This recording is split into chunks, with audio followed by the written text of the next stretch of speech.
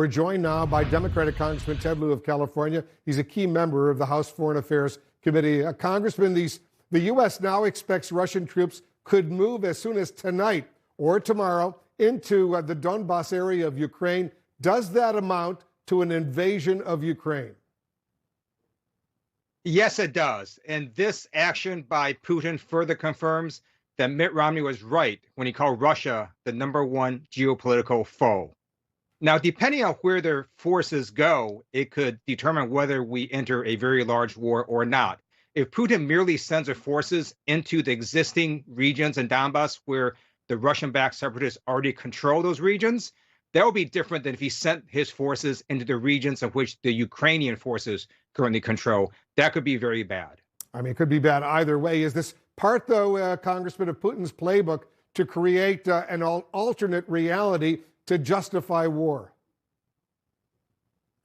What you saw in Putin's speech today is a revisionist history, and he is not only saying that these regions should fall under Russian control, he's basically saying the entire Soviet Union should not have collapsed, and he wants to rebuild Russia back to what the Soviet Union was.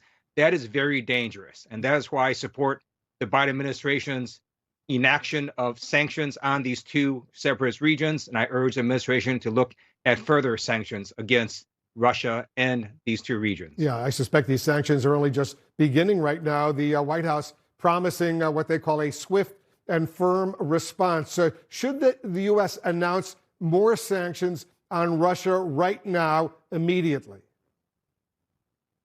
I think the Biden administration and our allies are looking at that issue right at this moment, because if you launch all your economic sanctions right now all at once, you don't really have any other escalatory steps to take if Putin decides to take additional escalatory steps. So I think that's what they're trying to calibrate. But I do urge the administration to do more than just the sanctions on American people for these two regions in Ukraine. In his hour-long speech today, and I listened to it, Putin essentially questioned Ukraine's right to exist as an independent state. Is it naive to think Putin would stop in eastern Ukraine, in these areas where he recognized their independence today? Will he try to take over eventually the whole country? If you follow Putin's speech, what he's basically saying is that Ukraine doesn't have the right to exist as a sovereign nation.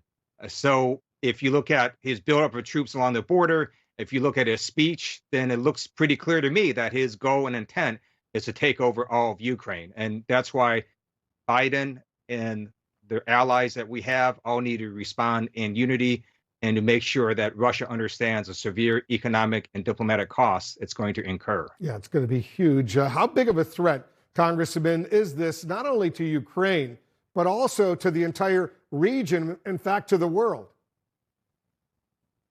Starting a land war in Europe could have very, very bad ramifications. I do want to note at this point that Russia has a lot of weapons. It has a really large military. It has nuclear weapons, but its economy is quite small. In 2020, Russia's economy was less than half the size of California's economy. So you have a country that is quite susceptible to economic sanctions, and that has to go into the calculus of Putin. So if the West does impose strong sanctions, that could be a powerful deterrent force. Well, let's see if that happens. Congressman Ted Lieu, thanks so much for joining us, and we're following